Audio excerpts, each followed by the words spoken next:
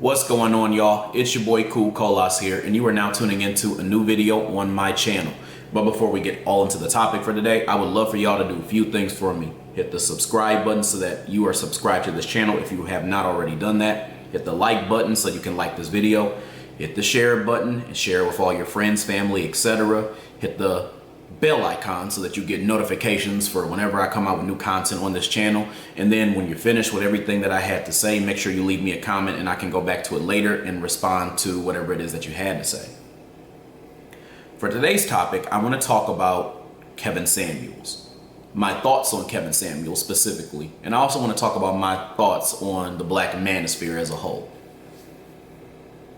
I want to start off by saying that Kevin Samuels was someone who I had mixed feelings about. Somebody who I wasn't really a huge fan of like that. And for those of you all who I guess have been living under a damn rock for the last 2 years, he passed away. I think he passed away in 2022. And he's somebody who left an impression on a lot of different people. A lot of people were split on how they felt about him. Some people really liked him, some people didn't. We're going to get into all that as well too, but he was a internet sensation, or became one pretty quickly, and he gave a lot of relationship advice when it came to black people. Now, it wasn't specifically to black people, but for the majority was to black people. Now, you saw a lot of black women who would call in and they would get advice the most from him, but you also saw black men do the same thing too, and there were some non-blacks who would do it from time to time, but for the most part it was black women and then black men. The reason why I say I wasn't a big fan of him, I feel like that needs to be broken down, and it also needs to be compartmentalized from the reason why I typically hear it. The typical crowd of people that I see dislike Kevin Samuels are what I would call the shea butter Samba class. For those of you all who have never heard me talk about that term on this channel, I think I need to break it down for you. The shea butter Samba class is a group of black women, a specific group of black women, not all of them, so let me make that clear. A group of black women who are very unruly, disrespectful, and also have this belief that being a black woman to some extent is its own cultural or racial class. So it's almost as if they actually don't really care about all of the black community, but just black women, or at least themselves being a black woman specifically. They're very selfish, they're big opportunists, and they'll do things even all the way to bed wenching in order to be able to capitalize on things to be able to empower themselves, even if it's at the stake and at the expense of black men or other black people as a whole. And I see this quite a bit. You can see it literally like in entertainment. You see it every day. You can see it from the behaviors of the people that you know from day to day. But the point that I'm trying to make, though, is that this specific group of black women are typically the ones that could not stand Kevin Samuels. And the reason why, or at least what they'll say, is that they didn't like his delivery and they didn't like the way that he came off. And really, I'm going to be honest with you, it wasn't really even that. They just didn't like a person who called them out on their bullshit. I think that's what it really came down to. They didn't like somebody who did that, because the reality is that they would always talk about how he talked down to black women. But the reality is that Kevin Samuels wasn't just an asshole to black women. Kevin Samuels was an asshole to all black people. He was an asshole to black men. If you ever looked at the way that he talked to black men, that shit was disrespectful too. You just don't really see a lot of black men talking about his delivery as much, unless they're talking about the way that he delivered messages to the black women that he spoke to. The point I'm trying to make, though, is that Kevin Samuels was an asshole to everybody. Regardless of him being an asshole, I think we need to take that other piece of what he, the problem and the complaint, and we need to analyze that. I wasn't really necessarily a big fan of his delivery either. However, I think I need to make this very, very clear. He was probably right in about 75% of the stuff that I felt like he said, maybe even 80, but like I'll say 75 just to be fair. About 75% of the stuff that Kevin Samuels said was really spot on when it came to the relationship advice. And it's stuff that I feel like, has probably needed to have been said, for quite a while. And I think that there is some value in that. But I think that we need to break down, now that we broke down why a lot of the Shea Butter Samba class didn't like him, or the simps that follow, we need to look at my reason and why I wasn't really the biggest fan of Kevin Samuels. Personally, I listened to enough of his content. I didn't listen to every video that he did. I wasn't gonna do all that, but I listened to enough of his content to kind of get a feel for the things that he said, the things that he believed, and the way that he kind of went about his whole platform.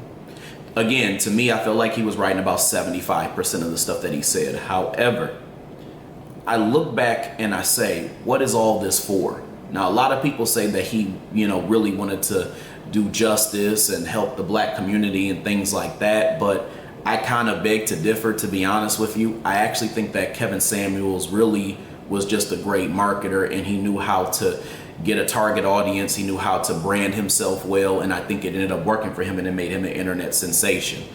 But I really think that was all for Kevin Samuels, to be honest with you. I really don't think that it was to help the black community. I think it did have a positive effect in some way, and we're going to get to that in a minute, but I believe that his main goal was to help him and only himself. My other problem with Kevin Samuels, and I'm going to be honest with you all, was that I got some old negro sympathizer vibes from him. And for those of you all who don't know what that term is, I'll explain that as well too. I've talked about the old niggas before. Jason Black, I don't know if y'all know about him. He talks about the old niggas quite a bit. But Kevin Samuels, he's what I would call an old negro sympathizer. The old Negroes essentially were the civil rights generation of people who were in that era, who basically they were, black people who really just sold their kids out. They didn't really have a plan for them. They really didn't have any desire to fight for justice or to be justice oriented. They only had a desire to really help themselves. And a lot of times you hear them and they, make references to how they're going to pray to God for a better tomorrow, and they tell their kids, or they browbeat their kids into voting for Democrats while not asking for anything or demanding anything. So that's the old Negro, right? An old Negro sympathizer is somebody who has one foot into what looks like justice and then another foot into the Sambo behaviors that the old niggas of the past did. But the reality is that they're a full-blown Sambo. They really are a full-blown Sambo, but sometimes they do things that give you the illusion that they're not. And the reason why I would put somebody like a Kevin Samuels in that category is because of the fact that he did something where he had a platform that seemed to be helpful to black people specifically. In my opinion, he was somewhat of a relatable husk for black men, and he also was a source of accountability to black women. So some people could probably find value in that.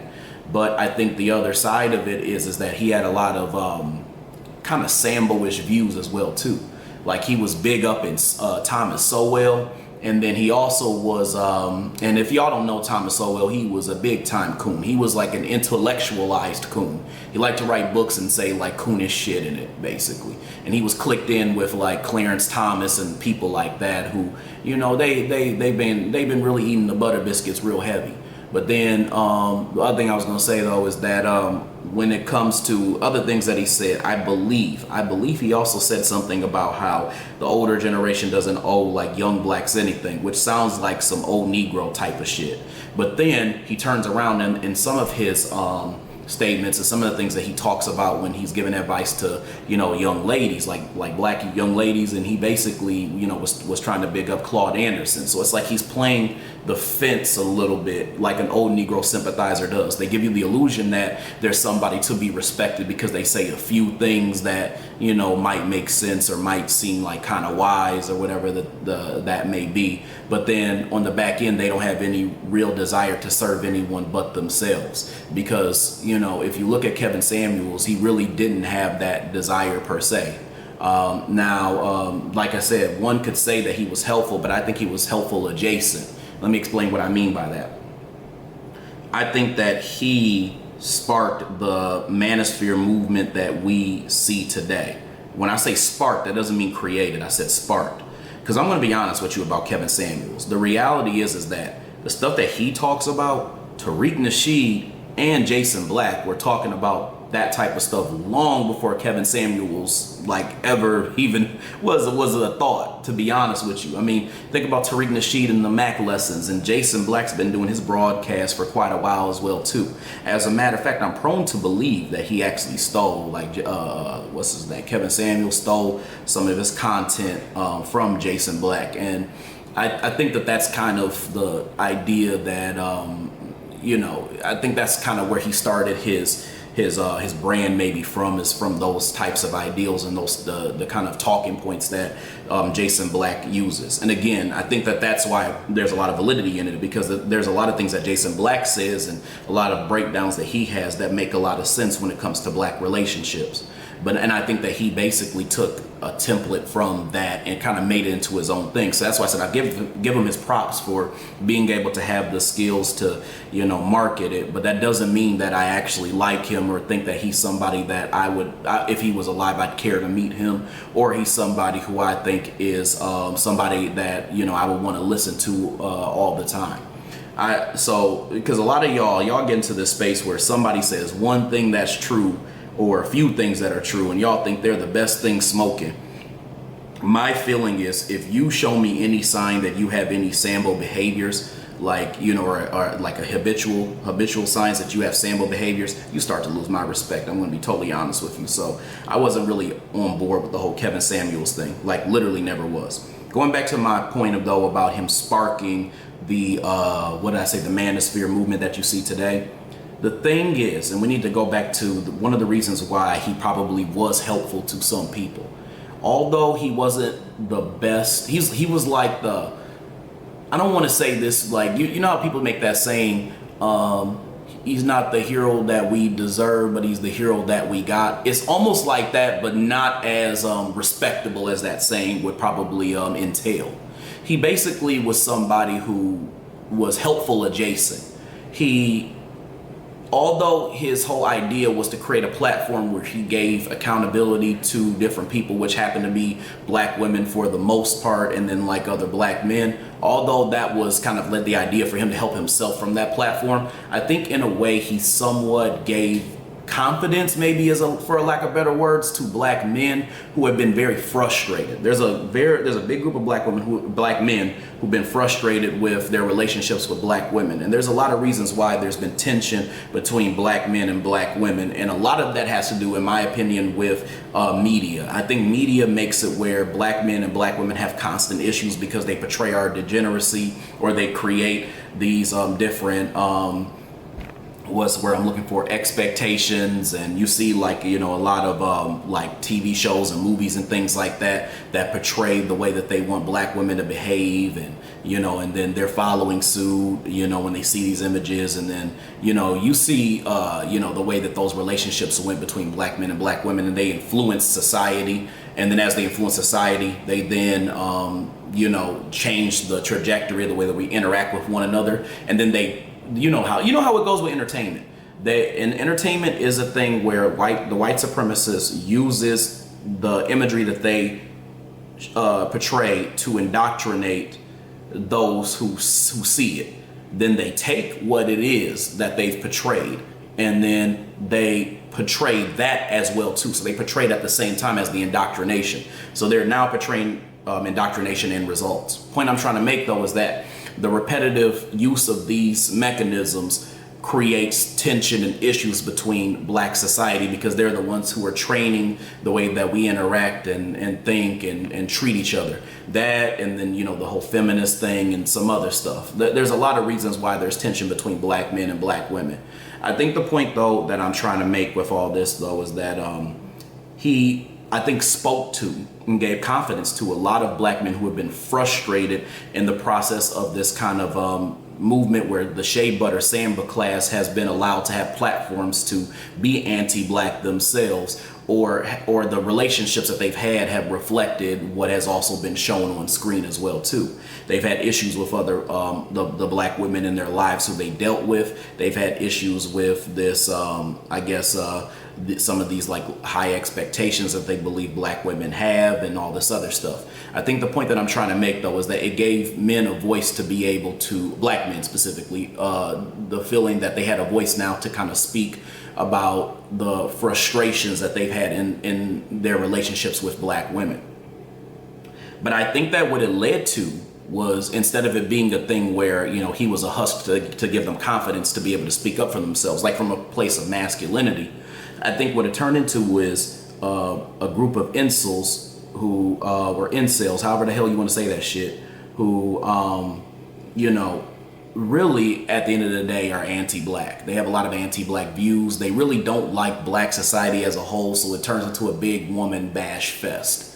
Or, you know, a black woman bash fest specifically. And I think that what ended up happening is all the anti-black things that possibly could have happened ended up happening. So that's why you get like these white women, like the Just Pearly Things chick who, you know, get in the middle of it, and she's neither black nor is she a man in the black manosphere to a certain extent, because she puts these goofballs like the Fresh and Fit people and all them other people, like she kind of props up these black people specifically who have a certain disdain for black women and whatnot. Now, again, I want to make it clear, I'm not really caping for, you know, black women per se by making this statement. I'm just saying that there's a certain group of black men who have issues with black women, but are not pro-black. So in other words, there's people who are pro-black, like black men who are pro-black, who have issues with maybe some shea butter sambas who are getting on their nerves or just getting the wrong women.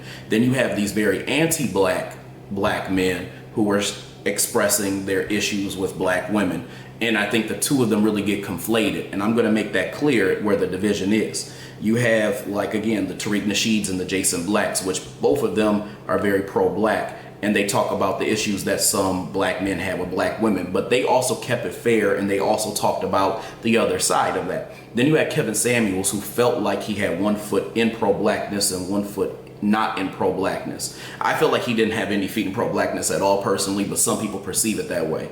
Then you have some of these goofballs, like I said, like the Fresh and Fits and people like that, who they're not pro-black at all. They just don't, they're about, you know, black women. But if you listen to their other points outside of that, you can tell that they're very anti-black. Even like the likes of people like the Tommy Sotomayor. If you look at a lot of the videos and the things that he put out there, he's had some real fucked up stuff to say about black women. And the reality is that if you look at some of his views, they are like going towards like that the Sambo class. You know, he be Samboing it up real bad if you really listen to him, real bad. I think the reality is that, you know, I think it breeds those types of people. So now a gate has been open to a certain extent to allow people in, like white women, like the Just Pearly Things types of people who, and this is what a lot of them do. When whites get into a lot of these spaces that are created by black people, what they tend to do is to try to make a profit off of it, like it's a hobby. They don't really want to solve the issues of black society. They just want to profit off of it because it's popular, and because they are a white face, they're going to get even more popularity. It's no different than Eminem getting into rap. You know what I mean? Is no different than Jane Elliott talking about race issues. It's a hobby to them. But if you really listen to a lot of the shit that they say, if you let them just talk a little bit longer, you'll see the anti-blackness come out. For Just Pearly Things, you saw her like say some anti-black stuff. You saw her like trying to make light of pro-blacks and talk about how she knew stuff about black history before some of them do, and they don't talk about it. You know, you had Jane Elliott, who, you know, talked all this shit about giving white people accountability, and again, she's not wrong or anything like that, but you know, what she ended up doing was showing that she also was anti-reparations for foundational black Americans, and she was talking about, you know, how the natives needed to get it first and all this other stuff, and then, you know, we should all just start over and we shouldn't get them. And you had Eminem, who was in rap and everybody loved him, and he was caught saying nigga. So I'm saying all this to say that they end up revealing their true colors, because the reality is that they actually don't care about the black people whose spaces that they're in. They care about it being a hobby that they can profit off of, or they can get notoriety off of. And without going into a tangent, I think the point that I'm trying to make is that a lot of these I would call them like white street prophets, for lack of better words. A lot of these white street prophets, they get into these different spaces that black people are in because they would like to monetize it, and they don't really actually care about the black people. If anything, they're actually undercover, what I would call speculated white supremacists, and they just don't really seem like it. And they say things, to be honest, and do things that black people have already done or have been done, but nobody listens to and nobody wants to listen to. It isn't until like somebody with a white face comes and they do it that, you know, black people gravitate to what they're saying and what they're doing. So anyway, this Just Pearly chick, you know, she's been kind of let into the gate, you know, to be somewhat in the black manosphere. And that was a problem. That was very problematic. And I think the black manosphere kind of allows those types of things to go on. So what I'm basically saying is that, and I want to make it very, very clear what I'm trying to say about this whole topic. But the reality is that there is a difference between giving black men a space to speak about the issues that they have with the black women that they deal with, especially if they are good men, good quality men who really are trying to have solid relationships with women, or they want to improve themselves so they can be a better man for the women that they have relationships with. I think that it is good to have a safe space where they're able to talk about these things, given that safe space has been given to black women to do, and they are cheered on, even if that means that they have to voice their frustrations with the black men that they deal with, especially when you see it in movies and TV shows. However, what I do not agree with is this space of black men who are Sambos, who are talking about their issues with black women and have gone on anti-black rampages and rants, and also show their anti-blackness in subtle ways. Because if you pay attention to Kevin Samuels, you pay attention to Fresh and Fit, and you pay attention to people like Tommy Sotomayor, they have all done that. They've either done something or said something that was anti-black that just didn't really come off the right way, or like, and it was kind of subtle, or they've done something blatant. Like think about it. Tommy Sotomayor was in there talking all types of greasy stuff about black women.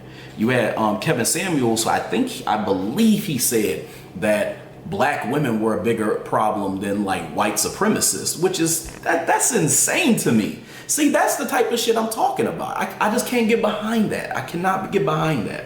So I think the point that I'm trying to make is I liked it when people like the Tariqs and the Jason Blacks were talking about these topics. But then when you have people like the Kevin Samuels out here, who's literally an old Negro sympathizer, going out here and saying the things that, you know, they want to say, because they know that it's going to, create a good platform for them. I can't really get behind that.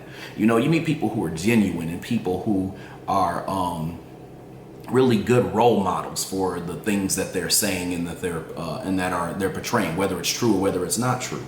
So that's kind of, my feelings on that. By the way, the one thing I wanted to say too, in case you all didn't really understand the old Negro sympathizer thing, because I know I kind of whipped that out on you all fast. Another good example of an old Negro sympathizer would be somebody like a Kanye West. I just wanted to throw that out there. So like somebody who, if you think about Kanye West, he kind of like, he makes people think that he has somewhat of a pro-black side because he talks about, how what the Jews have done, how they've oppressed, black people and stuff like that. And then if you look at his early music career, it kind of had somewhat of it looked like it was going towards pro-blackness to a certain extent. But then, he's wearing Confederate flag jackets and he's like kissing Donald Trump's ass. Like he's up there with Trump and he's buck dancing and, and he's in there wearing a White Lives Matter shirt and all this other stuff. You can kind of see that old Negro sympathizer type of vibe, that idea of showing some level of maybe consciousness, like a very low level in Kanye's example, and then eventually just totally buck dancing when you get where you want to get, or while you're getting where you want to get. So anyway, I just wanted to make that clear. One of the things that about these old Negro sympathizers is that they're the world's biggest hypocrites. And I think that the likes of people like a Kevin Samuels and like a Kanye West both embody that. Think about it with Kanye West and his songs. It's kind of poetic almost. Like in his songs, he almost shows the contradiction. Think about Gold Digger when he said, when they get on, they'll leave your ass for a white girl. But then he marries Kim Kardashian. So, and some people are gonna argue, oh, she's Armenian, she's Armenian. And they'll go through that like, come on now, man. You know that she's putting white on the census. Come on now. And then you have, you know, in the song Can't Tell Me Nothing, I feel the pressure under more scrutiny, and what I do, act more stupidly. So I'm just telling y'all, there's hypocrisy in the way they behave. Anyway, y'all, that's all I had to say for this topic. I'm definitely going to have a lot more interesting topics to come, so I definitely want you all to stay tuned and listen to what it is that I have to say. I hope y'all enjoyed today's topic and today's video message, and again, there is going to be a lot more to come. Anyway, I will talk to y'all later. Hope y'all have a good rest of y'all's weekend. Peace.